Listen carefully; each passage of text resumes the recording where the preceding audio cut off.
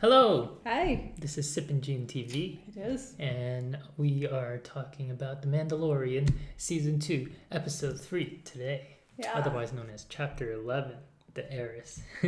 So this is our weekly after show. Mm-hmm. And yeah, new videos are released every Monday. You can check out the ones that came out already. And the ones that will come out, click subscribe for them. Yeah, so you'll be notified when they go live. All right, so a quick recap of last week. So episode 2 was mostly concerned with transporting someone called the Frog Lady from Tatooine to a planet whose name I've forgotten. Trask, there we have it. So on Trask, her husband was awaiting. She was going to reunite with him and their eggs. So they even had a scene where they're like, running towards each other. They did, but not on episode 2, which I'm discussing. Yeah. So, and then the remainder, like episode 2 was just basically the struggle of getting there because of the eggs that she had. They couldn't go at hyperspeed, which meant that they ran into difficulty with the law, which is the New Republic, right? Yeah. And it caused Baby Yoda caused a lot of issues just basically by stirring up some spiders that attacked the ship and caused a lot of damage. But yeah, as we finished up the episode, we were back on track and heading ever so slowly to Trask. Yep, Trask. There we have it. So the overview of this episode was basically we arrived in Trask.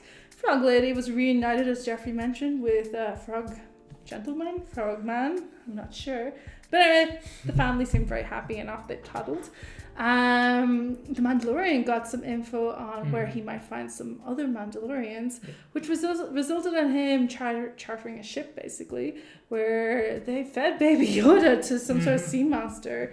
And they tried to feed him to the sea monster too, because they wanted his suit for the best call. Because it's expensive. It is expensive stuff, sell that but for some money. He chooses to wear it instead, so there you have it. But he gets rescued by 3 other Mandalorians, and so we kind of get the feel for how he's kind of in a cult, essentially, whereas the other Mandalorians are a little bit more relaxed in terms of they can take their helmets off, they can, we can see their faces. So we'll be talking about them soon. We will. So basically, he ends up joining a mission with them to take over a ship that has some Mandalorian weapons, and they want the ship because they will be trying to retake Mandalore at some point. And then once we split up, at the end, the Mandalorian and Baby Yoda are off to find Ahsoka, and the other Mandalorians continue on their way on their mission. Yeah. So there we have it. That is the overview. So let's dive into the more interesting, juicy parts of the episodes. Yeah. So, Frog Lady reunited with hubby. Oh yeah. And with her offspring intact. Oh yeah. Baby Yoda did not, in fact, eat all of them, thankfully. Although he did look a bit traumatized that they were leaving, right? It was a really nice reunion, though. Just like they got to. It's always nice when families reunite, and like the Mandalorian was quick to be like, so information. But he got the information. Yeah, he's not the most sentimental type. It's so funny though, the Korans. I think it's a running joke in Star Wars. Not a joke, but like Korans are often like portrayed as just the worst people ever. And then in this episode, they are too, like ambushing him and like being like, they just keep being like, "You killed my brother." It's funny. But yeah, so the Mandalorians, they're not just any Mandalorian. They're Bo-Katan and her crew. Presumably is the Heiress, right? Yeah. Because last we saw her, that was in Clone Wars. And in season 7, which came out this year, and it was a really exciting season because she was working with Ahsoka at that point to take down Darth Maul, right, on Mandalore. So at that point, last we left off, she had the Darksaber. So how did Moff Gideon get it in the meantime? Yeah, that was our question last season in the finale. Like, what's he doing with that? What happened to Bo-Katan? Like, is she dead or whatever? Like, but she's alive. But she's pissed. Yep, she wants that Darksaber back. Exactly. So, and it's so cool to also, she's played by Katie Sackhoff, who played the character in the animation. So it's like, ooh. And she looks like a character too. So that's cool. Well, maybe they modeled the character. Yeah, I think that's what happened. So yeah, that was cool. So yeah, in this episode, she basically kind of played her animated self, where it's like recruiting like a character to come help her in a side mission, basically, which basically is a lot of our Clone Wars experience with her was like that, right? So in this episode, she recruited Din Djarin to help take down that ship, and kind of also like strung him along as well, because he agreed to the deal, and then they actually were like midway through, we're gonna take this whole ship, and he's like, that's not the what I bargained for, but he just went along with it. Well, I mean, his other option was he didn't have another option. But it is interesting to see him interacting with other Mandalorians who aren't from his original group, I would say, just because it's clear that he does not have a wider knowledge about Mandalorian culture, and the fact that he's shocked that someone would take their helmet off just shows that whatever sect he's in is extreme and limits knowledge in general. I mean, if, for example, his sect just has a different way of doing things, there should be no reason that they wouldn't educate on the kind of Mandalore as a whole. So yeah, it seems like maybe some deconditioning might need to occur at some point. Also, just purely as well, they've hired an actor to play this role of the Mandalorian, so hopefully at some point he gets to show his face a little more, right? Exactly. It's also interesting, like, because Bo-Katan was part of Death Watch, and presumably the children of the Watch are like a descendant of the Death Watch group, right? So yeah, it'll be interesting how that ties in. But yeah, I feel like he's been receptive though. Like at first he was like, basically when he found out, he just left them on the ship and where they saved him. But then when he saw how efficient they were at killing, I think he kind of respected that. I think part of it is because Mandalorians, because of their warrior code, they kind of respect the warrior, and when they prove themselves to be such an efficient like force, he kind of was like, all right, I'll follow you. Like, I'll join you for this also quest. He just straight up just wants some information. Yeah, he wants it. So. There's utility in it. He got a second chance to think about it, like, fine, I'll get it from them. We had Moff Gideon make an appearance via a comms, essentially. Yeah. So we know he's up to mischief. Finally, because like in the finale last season, his appearance teased a wider world, right? And then the first two episodes so far this season, it's very small scale problems, right? And finally in this season, this episode, we get a glimpse of the bigger picture. Yeah. It's like the world is bigger than just Mandalorian and Baby Yoda and his quest. There's a conflict brewing that we don't really know that much a conflict about. That he's likely to get brought into, because even though he's from a very specific Mandalorian sect, he's now been introduced a little bit to the wider world of Mandalorians, and they're clearly on a mission against Moff Gideon to retake the Darksaber and to retake Mandalore as a whole. So yeah, it kind of, how will that kind of work out in the end? It'll be interesting to see, so yeah, meanwhile, like as he's going off doing his thing, like Frog, the Frog family couple babysits Baby Yoda. Oh, that was stressful. I was like, really? You're leaving Baby Yoda with these guys? They just got met each other. They finally, some eggs survived, and you want to put Baby Yoda. Yeah. His parenting is hilarious. It's like at the bar. It's like when the food was attacking Baby Yoda. It's like, don't play with your food. And then when he's like leaving Baby Yoda with the Frog family, he's like, behave. You know what I mean? Yeah, exactly. So I'm like, okay, like he's not to be trusted, but they're like very like few family eggs, but you're gonna leave him there anyway. All right. But it was kind of interesting because like they seemed like, oh yeah, sure, like we'll keep an eye on him.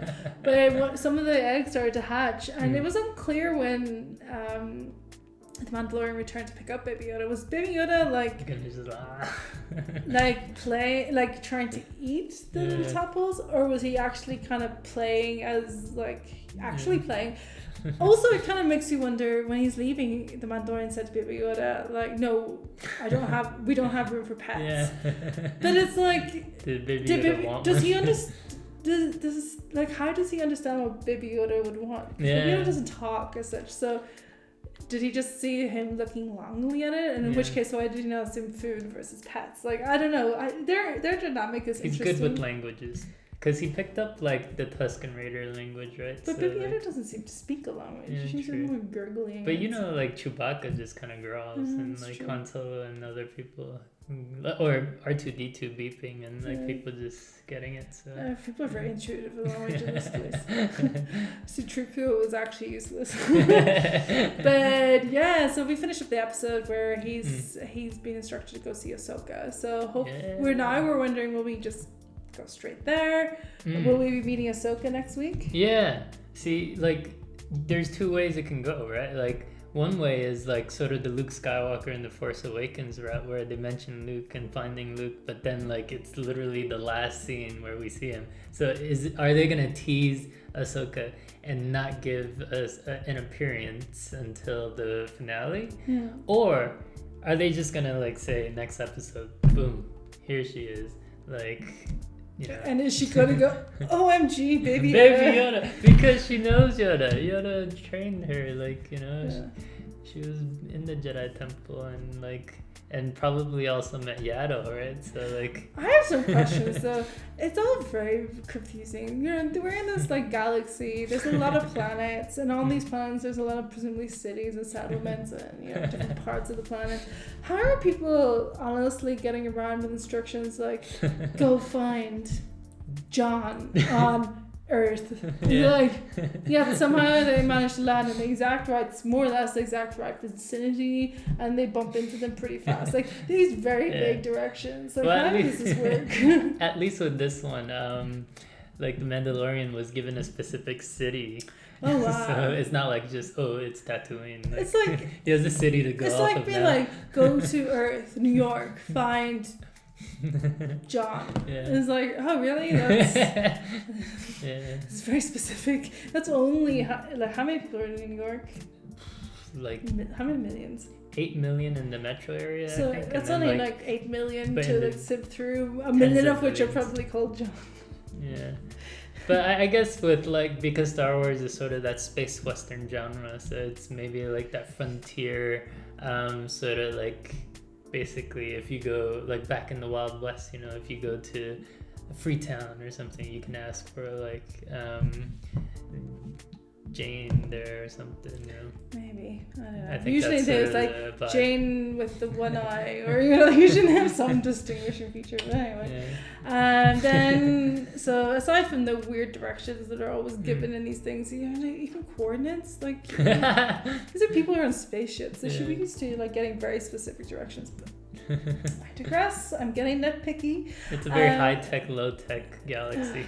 Right. So yeah, as we mentioned during our kind of touching on the different points of the episode, there's like a teasing of a bigger picture story and a story arc, and it kind of makes you wonder, how will the Mandalorian and Baby Yoda fit into that larger story arc? Is he going to pretty much ignore it, or is he going to find himself a pivotal part of it somehow? Yeah. And to what capacity will he, like, I personally think, just the way it's been teased, that he is going to join up at some point with Bo-Katan and be part of the movement to try take down Moff Gideon, because we've encountered him before. You know, the Mandalorian has beef with Moff as well. And how will that all go down? And in which case, you can't really bring a Baby Yoda into battle with you. So what will his like tipping point motivation be?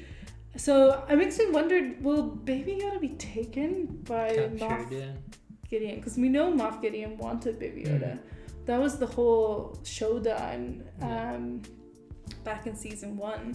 So is Moff going to get his way, and is he going to get Baby Yoda, which incentivizes the Mandalorian to join with his kind and to work towards a greater mission? I mean, obviously he would still be focusing on Baby Yoda, but he would also be working with his own kind and kind of, I guess, becoming more acclimatized with the non kind of culty aspects of his culture, right? Well, I guess if like it makes sense for him to join the cause, because the show is called The Mandalorian.